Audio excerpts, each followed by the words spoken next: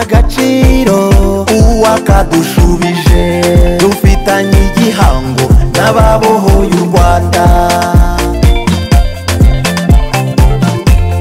abanyarwanda dusigasira ibyagezweho duharanira kubyongera ibidakwiriye nibibona nzabivuga kuko ibyo u Rwanda rwagezeho nawabisenya ndeba we oya kirazira nawabisenya ndeba we oya kirazira twimakaje imiyoborere myiza na demokarasi dusangira ubutegetsi mu bwumvikane ku nyungu z'igihugu n'abenegihugu imibereho myiza y'abaturage kwigira no kwakirana yombi abatugana byagejeje abanyarwanda ku majyambere ibidakwiriye nibibona nzabivuga kuko ibyo u Rwanda rwagezeho nawabisenya ndeba we oya kirazira nawabisenya ndeba we oya tugana byagejeje abanyarwanda ku majyambere ibidakwiriye nibibona nzabivuga kuko ibyo u Rwanda rwagezeho nawabisenya ndeba we oya kirazira nawabisenya ndeba we oya kirazira ibidakwiriye nibibona nzabivuga kuko ibyo abaturage twagezeho nawabisenya ndeba we oya kirazira nawabisenya ndeba we oya kirazira ibyo leta yatugejejeho nawabisenya ndeba oya nawe nawasenya umubano w'u Rwanda n'amahanga yewe ndebera oya nawe nawasenya ishoramari we oya nawe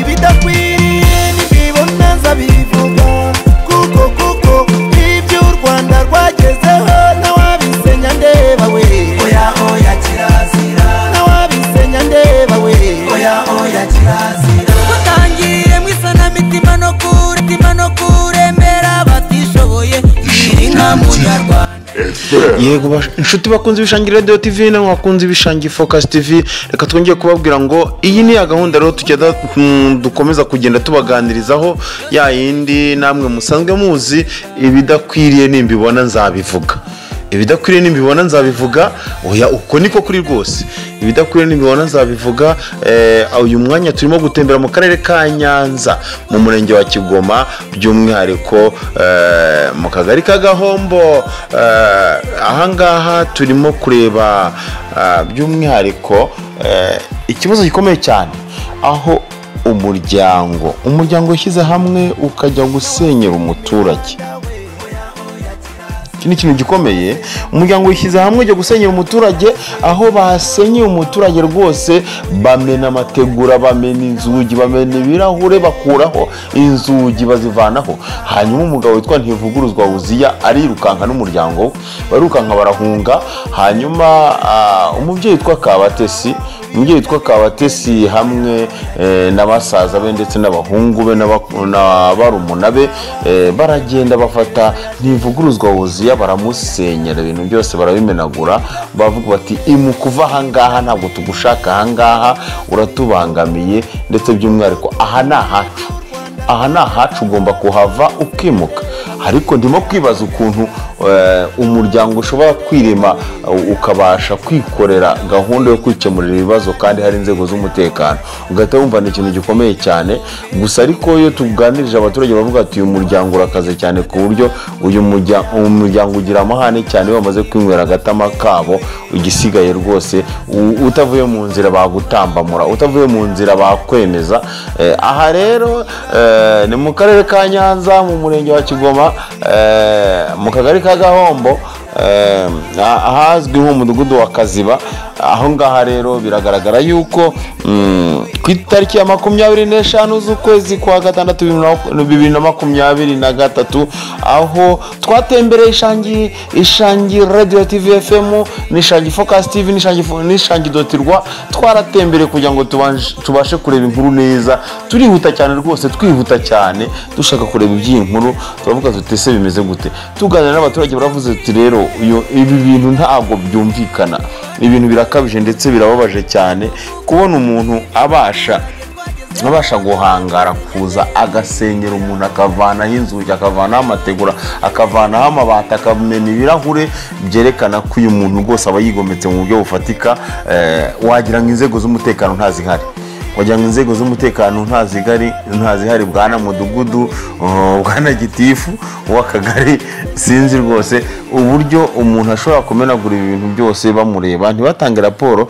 Ariko ikigaragara cyo nk'uko rata ndimo bibona, inzego z'umutekano zahise zihagoboka, harimo polisi, hakazamo na daso, ziraza zihita zifata za nkoramaraso, ba bantu bigize ibyihebe, ba bantu bigize ibyigenge, bahita babafunga, bahita babatwara. Ugateka tujye kureba niba koko aba bantu bashobora kurusha imbaraga polisi, niba babasha kurusha imbaraga inzego z'umutekano. Aha rero ikigaragara yuko umuryango niba ubasha kwishyira hamwe ugasenyera umuturage ukamumenagurira ibintu bingana kuriya, ni ikintu kiba gikomeye. Abaturage bahuriye rero baraza barareba, nabo birabashobera, baravuga bati ahangaha ni aha polisi, ahangaha ni aha daso, ahangaha naho inzego z'umutekano zikomeye, twebwe ntabwo twakoraho, kuko biragaragara ko aba bantu bafite ibindi bintu bibakoresha, ntabwo ari bo bonyine, kuko babaye ari bo bonyine babasha gukoresha gahunda yo kugendera mu mategeko, bakajya kurega hanyuma bakarenganurwa. Abandi bakavuga bati wapi, ntabwo twebwe twabyemera, inzego z'ubugenzacyaha ndetse n'ubushinjacyaha ntabwo zikemura ikibazo cyacu nk'uko bikwiriye, reka twebwe ahubwo twebwe tubyikorere, ntabwo tugomba gutegereza ngo bazaze gukemura urubanza rwacu, ahubwo twe tuzabyikorera, reka tubanze tumwemeze yuko dushoboye ndetse dusobanutse. Aha rero ni ikigaragaza neza yuko aba bantu bari bishyize hamwe. Twavuze umubyeyi witwa Kabatesi, basaza be, barumuna be, abo bose n'abana be biremye, bahita bajya gusenyera umuryango w'umuturage witwa Ntivuguruzwa Uziya, kimwe n'abana be mu kagari ka Gahombo, mu mudugudu wa Kaziba, aho bigaragara neza yuko bari babyiteguye rwose, baravuga ati turabimenagura tubimareho. Hanyuma rero Eric Senderi aravuga ati bidakwiriye nimbona nzabivuga, ibyo u Rwanda rwagezeho nta wabisenya ndeba,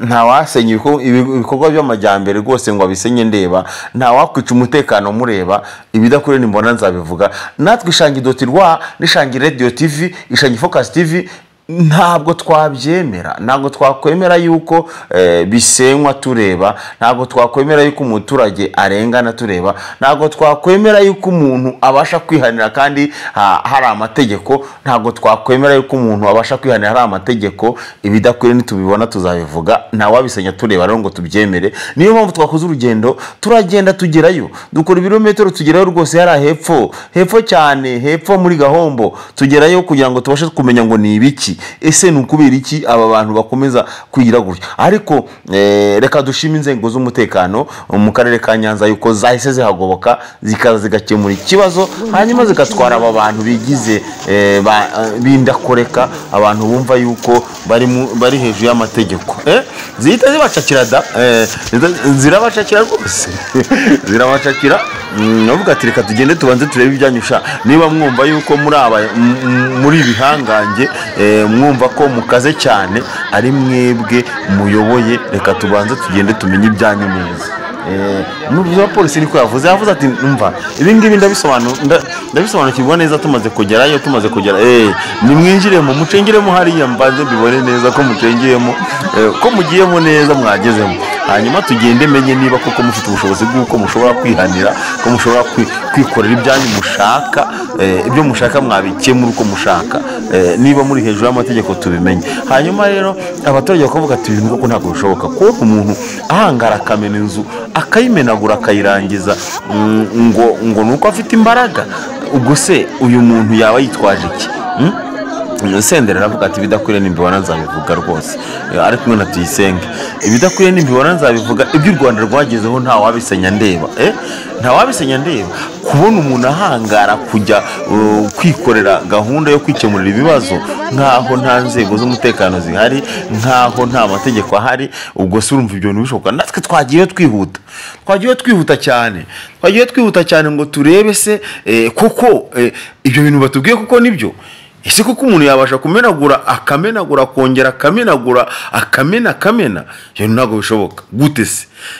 Kwishangira Radio TV, radio yawe, radio yacu, radio y'abanyarwanda, tuba twagezeyo nyine, tugerayo twebwe, tugerayo tukareba ese abaturage ko bari bumiwe, bari bayobewe, ese ibintu ni ibiki? Gute umuntu abasha kugerageza kujya gusenyera undi? Ubwo se ni genocide yagarutse ra? Ibyo ntabwo bishoboka, ntabwo byashoboka. Reba nawe nk'urubugi uko barugize, ntabwo bishoboka rwose. Umuntu akafata inzugi akazimena gutya, ibyo se birashoboka? Oya, ntabwo bishoboka. Agomba kugenda agashaka inzego zigomba kumurenganura, ariko ntabwo afite uburenganzira bwo kubasha kwikemura ibibazo we ku giti cye. Bavuga ati genda reba nk'izi nzugi uko bazigenje, reba. Urumva ko uyu muntu iyo haba agahanga baba bakamennye, byerekana yuko nta mikino ibihari. Ibi rero ntabwo bishoboka. Aha rero nta handi ni mu murenge wa Kigoma, mu karere ka Nyanza, mu kagari ka Gahombo, ahazwi mu mudugudu wa Kaziba, aho twagiye dusanga rwose umubyeyi witwa Kabatesi hamwe n'umuryango we n'abasaza be n'abarumuna be bagiye mu rugo rwa Ntivuguruzwa Oziya. Barangije baravuga bati ko byagenda kose urasohoka tukumena agahanga, urasohoka. Hanyuma polisi nayo ihita irahagoboka ihita bapakira ijya kubagorora kugira ngo abanze basobanure neza ibyo barimo. Ibyo ni ibiki barimo? Ntabwo byashoboka, ntabwo byashoboka muri uru Rwanda yuko abantu bashobora kwigenga uko bishakiye, ntabwo byashoboka muri uru Rwanda yuko abantu bashobora kwikorera ibyo bashaka. Nayo mpamvu rero nawe twagize kugira ngo tubashe kumenya ngo ni ibiki, tubashe kumenya ese koko umuntu ashobora kugenda akikorera ibyo ashaka, akabasha gukora ibyo ashatse mu gihugu, mu mudugudu, mu kagari, mu murenge, mu karere, mu ntara, agakora ibyo ashaka, agakora ibyo ashaka. Ngo ntashaka kuyunguyu ngo yanasohoka agende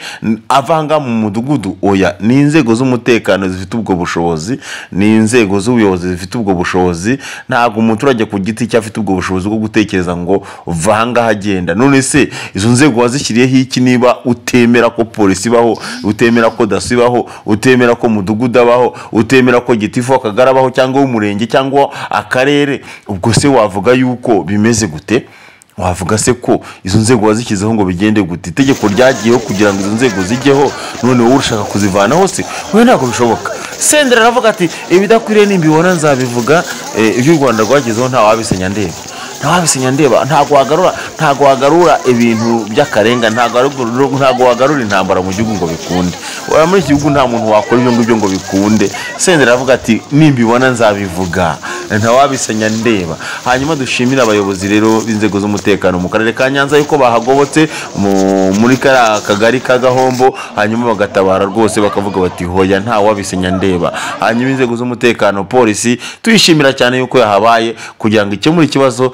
Ariko by'umwihariko ni ibintu bikomeye cyane, ni ibintu bigaragara ko ari ikibazo kubona umuturage ahangara. Ariko bakavuga bati hashobora kuba banywamo n'ibiyobyabwenge, hashobora kuba banyweye za nzoga za muntu rinde na za muriture na za yewundi inyuma, kubera yuko umuntu uhangara kujya gukora biriya bintu akamenagura kuriya nta mikino bafite. Bigaragara ko bari bafite akandi kantu kabongozereka, bari bafite akandi kantu kabayoboye. Niyo mpamvu ahari twavuga tuti ntabwo byashoboka bari abantu bakosorwe, hanyuma ibindi bizaza nyuma. Niba barenganurwa, ariko babanje no gukosorwa. Bakwiye gukosorwa, niba arengana akarenganurwa, ariko yabanje no gukosorwa. Ibidakwiriye Senderi aravuga ati nimbibona natwe ishangi.rwa n'ishangi Radio TV FM, radio yawe, radio yacu, nitubibona tuzabivuga, nta wabisenya tureba. Oya, kirazira rwose. 25 z'ukwezi kwa gatandatu by'umwihariko 2023 nibwo twabonye inkuru rero tuvuga tuti oya ntago twayireka, reka twihute tugende tuyirebe neza, tumenye amakuru yayo, tumenye ngo ni ibiki, ese ko umuntu akwiye kwirukanwa inzego z'umutekano zitabizi, zitaza naho zimujyana. Ntago bishoboka ibyo bintu. Abaturage bari bumiwe nabo. Hanyuma reka twikomereze rero. Ishangi radio yawe, radio yacu, radio yawe.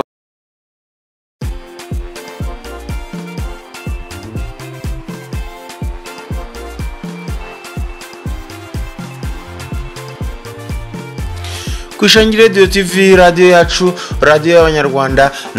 Reka nkubwire ngo rero ushaka kugira icyo uvuga ni 0785404252. Hanyuma rero nkuko twakubwiye ngo umuryango wishyize hamwe ujye gusenyera umuturage, ariko ibintu ntago bikwiriye mu gihugu cyacu. Ni nayo mpamvu rero natwe twagiye kugira ngo turebe ese uyu mubyeyi witwa Kabatesi ashobora gukoranya umuryango akavuga ati mureke tujye kwimurura muntu kandi inzego z'umutekano zihari, kubera icyo ataciye mu kagari ngo ace mu murenge ngo agenda avuga ati ndashaka ko munyemura ikibazo, hanyuma ubwo akavuga ati nanjye nshyizeho umutwe wundi ugenda ujye gusenyera uyu muntu ave mu nzira agende. Ibintu ntabwo bishoboka. Niba ushaka kwirukana umuntu bicishe mu mategeko, niba koko hari ibintu bigaragara kurengana, ariko kuvuga ngo wagenda oya, inzego z'umutekano zirahari. Naye nkuko ubibona polisi yari hari, polisi y'u Rwanda irahari, iri maso irareba.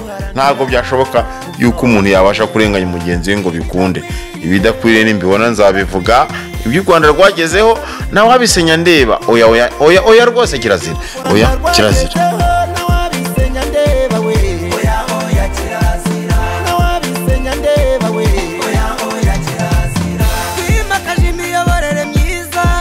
Demokarasi dusangira ubutegetsi mu bwumvikane mu nyungu z'igihugu n'abenegihugu, imibereho myiza y'abaturage, kwigira no kwakirana yombi abatugana, byagejeje abanyarwanda ku majyambere.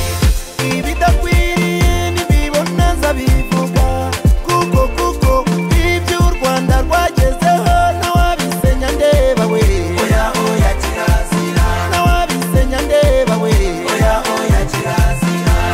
Ibidakwiriye nibibona nzabivuga, kuko ibyo abaturage twagezeho nawabisenya ndeba we.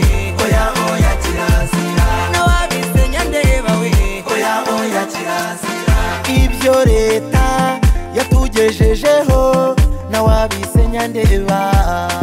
Oya nawe nawasenya umubano w'u Rwanda n'amahanga, yewe ndebera.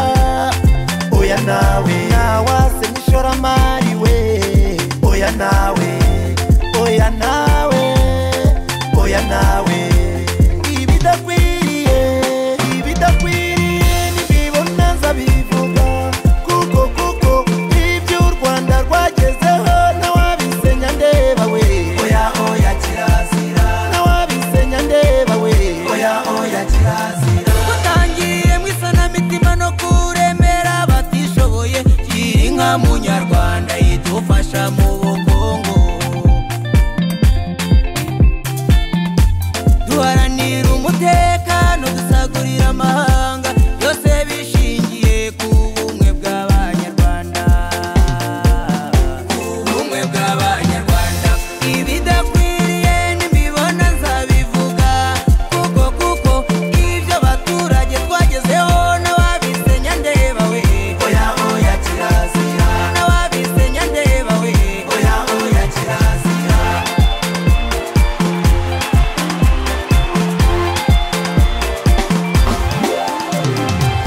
Nawasenya imihanda we. Oya kirazira. Nawasenya amashuri we. Nawasenya umugoroba w'ababyeyi we. Oya kirazira. Nawasenya mitiweri we. Oya kirazira. Nawasenya girinka we. Oya kirazira. Imyanda hariho hose we. Oya kirazira. Nawanywa ibiyobyabwenge ndeba. Oya kirazira. Nawasenya ibidukikije. Nawazana ingengabitekerezo ingengabitekerezo ya jenoside